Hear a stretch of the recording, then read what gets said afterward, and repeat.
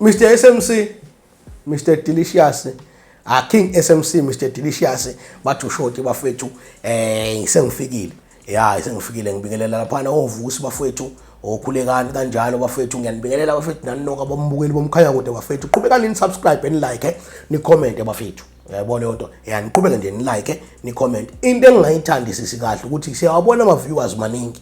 Kodwa abantu abafuna ukulike abafuna ucomment. Commentani bafethu kuze size ukuthi yini nithini. Yayizwa le nto le. Yeah. So khona lento engifuna ukuza nayo ke namhlanje. Yabo kusasa yiyo leyo ndaba. Yabo. Ngifuna ukuza nje nalento ethi ave kujabulisa ngeke ngayikhuluma in my previous videos lento.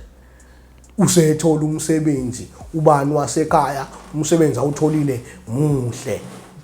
Uyabona le nto useqhamuka usephetho plastic ekhaya abazali bayajabula. But imsebenzi bafethu esiyenzayo ihamba hambe ngokuhluka.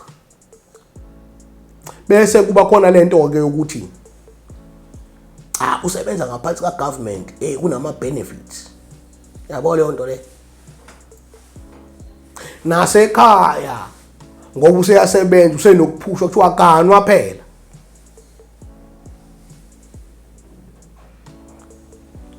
Nangale abantu besifazane bayambuka bayasho ukuthi uma ngathola lo yabo ngizophila impilo soft life.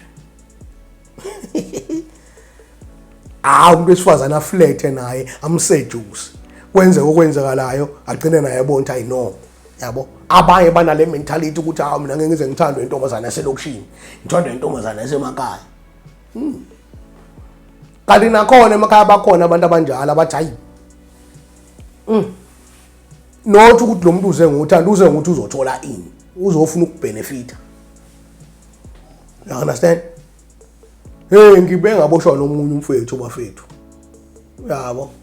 Lo mfethu beyiphoyisa, yabo. Uyena obethatha abantu ebavalele bafaka ejele. Esebenza mfethu. Yabo. Abantu abenza ungalungi mfethu emphakathini ube ngomunye wabantu abebathatha bebavalele. Wakanwa washadelo zawushaya abantu bonke bebhekile kwadliwa kwamnandi kanje kwaphuzwa kwakikizwa kwaba mnandi emphakathini kwathi kusegani ubani tuku izinto zamhambela kahle wazala nezingane kwamnandi kanje uzele ingane yentombazane nengane yomfana. Waqhubeka impilo ya right. Wavulela umfazi wakhe ibusiness. Yabo? Kwamnandi kanje yana. Zinto nje zamnandi mfethu kuhamba kahle naye futhi uyiphethe kahle lo mndida mfethu uloyali kumfazi wakhe. Yabo? Naye unaleyo nto ukuthi no my wife is loyal too. You understand? Hamba mnyaka. Yahamba iminyaka yadlula iminyaka, yahamba iminyaka kwadlula iminyaka, kwadlula insuku, kwadlula amasonto, kwadlula inyanga, kwadlula iminyaka.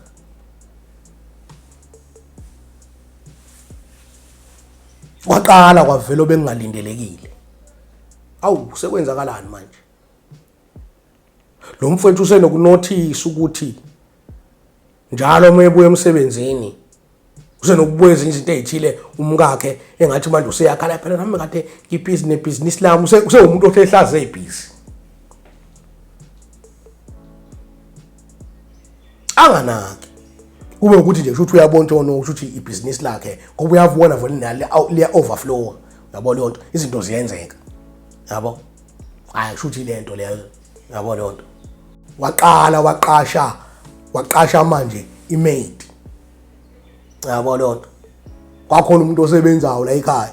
Ngoba manje kuyabonakala ukuthi awumama engathi mfethu iminwe yakhe noma inzipho zakhe seyibambe kakhulu ebusinessini lakhe. Waqashwa imaid la ekhaya kanjalo izokwazi ukubeka ubheka ingane mayibuya esikoleni nani yonke leyo nto leyo. Kuclean okwenziweni nani kuwasho okwenziweni. Yabo? Oh, kanti umama emabhizinisini lakhe lawa wenzayo nabantu interactor nabo useyitholela ishende. Kuyahanja kuyobhukwa kobani bani, akekho umuntu obonayo. Vele naye phela uma uyihambela ngemoto yakhe, uyahamba ngemoto yakhe, akekho umuntu obona akagibela ima-taxi. Nayo leyo ndoda Belu ayigibele emotweni yakhe, ihambela ngena imoto, kuxhunyanwa ngomakhalekhukhini.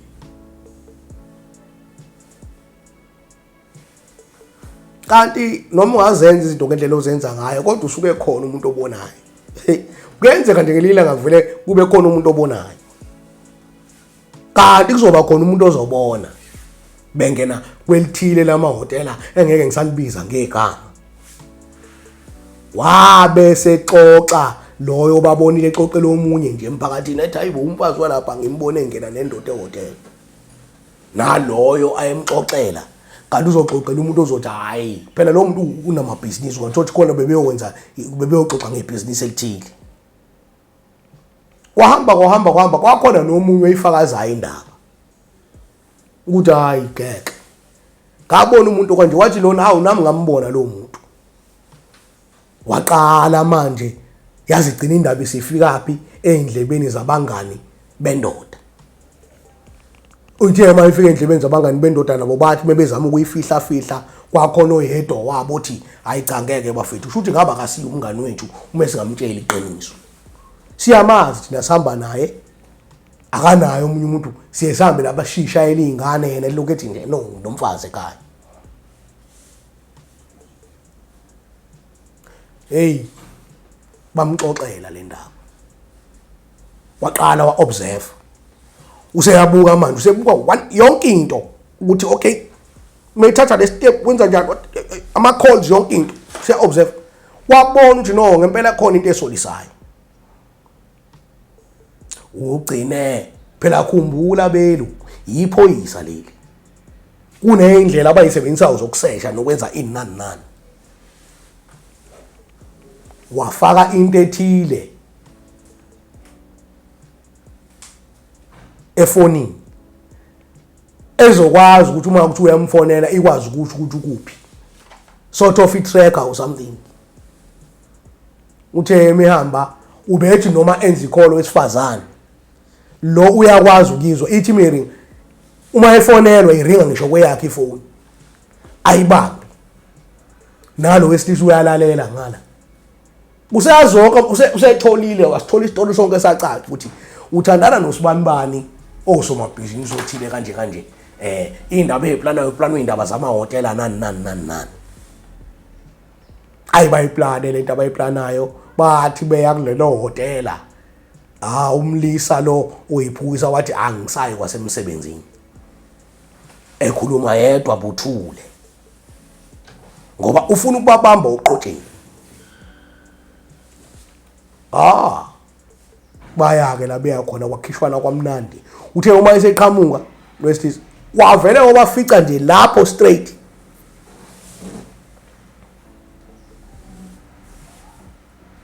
Wafika nje kuthiwa nje wafika wababingelela, sanibona, yebo ninjani, hayi siyaphila, hayi kulungile, cha bengunibingelela nje. Wabesuke ephuma futhi wahamba. Umfazi kuthiwa kwathatha insuku cishe zase zabantathu engayinhlobo ekhaya, ngoba ubonile phela ubanjwe uqotsheni. Wathi meqambe buya indoda yabuya isikuya emsebenzini, isimfica usevela usengaphakathi.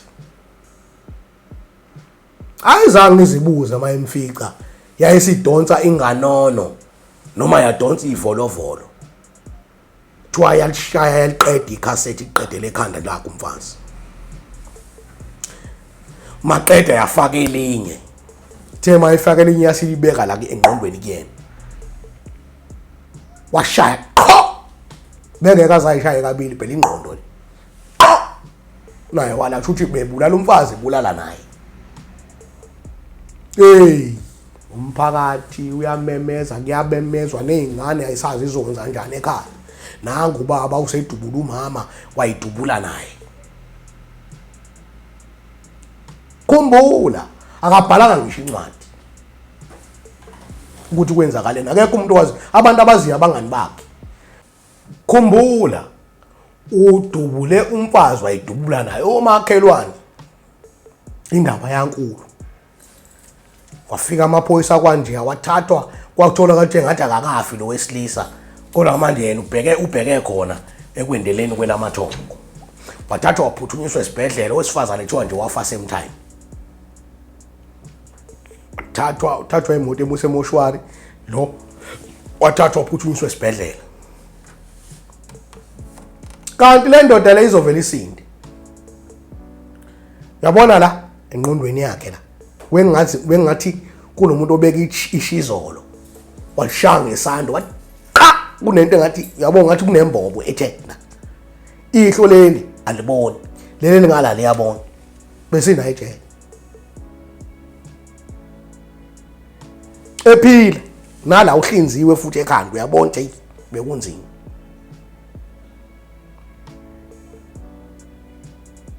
umbuzo wami uthi ke ngobe sesindile abantu bawomfazi bazombuka kanjani izingane zakhe noma wethu usiyalichaza udaba lakhe izingane zakhe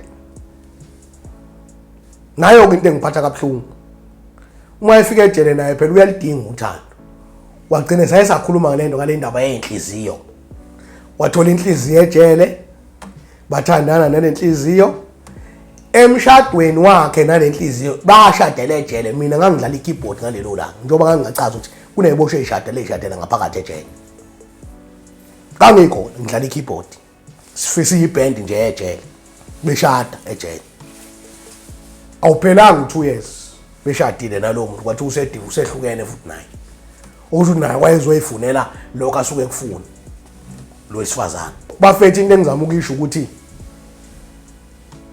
angazi ukuthi itrust bafethu ingatholakala makuthiwa kunjani ukuthemba nje umuntu ngoba kukhona abantu esishada nabo kanti abashadi nathi ngoba besithanda kodwa abashada nathi ngoba bekhona lento abayibona abafuna ama benefits athile okubhlungu ke asikwazi ukuyibona leyo nto ngoba umuntu usukumthanda ngithi love is blind yabo kodwa kubalekile yazi kubalekile sometimes bafethu yakhona ukulalela abantu abangaphandle ukungenisa umuntu wesithathu ku relationship kuye kube inkingana kodwa khona izinto ezikhulunywa abantu abangaphandle kwe relationship eziyiqiniso angazi ukuthi ngenzeka kanjani ukuthi sikwazi ukuyilalela lezo zinto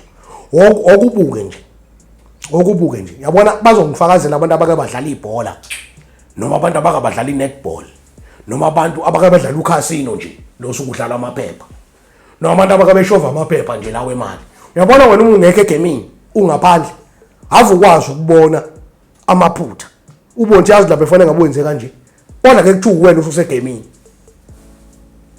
ezona uvela oyiboni lezi zinto ubuyibona ungaphandle so angazi ngenzeka kanjani ukuthi sikwazi ukubalalela abantu abangaphandle noma sike sikwazi ukulalela yonke into ngoba abanye babo beza ngokuzobhiliza yabo kodwa khona abanye babo futhi abantu abangasuke bengaphandle kwe relationship abasuke beyibona into ukuthi